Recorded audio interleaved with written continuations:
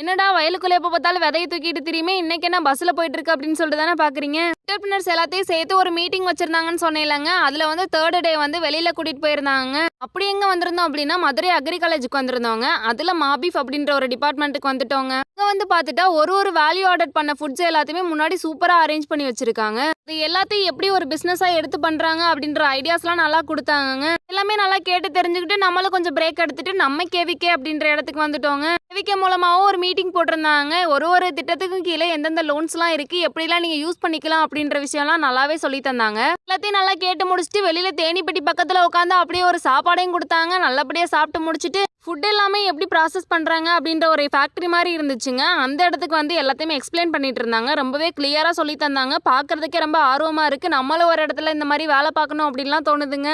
இது எல்லாத்தையுமே நல்லபடியா கவனிச்சு மண்டையில ஏத்திக்கிட்டு வீட்டை பக்கம் கிளம்பலாம் அப்படின்னு சொல்லிட்டு எல்லாரும் பஸ்ல ஏறிக்கிட்டு வீட்டை பக்கம் கிளம்பி வந்துட்டோம்.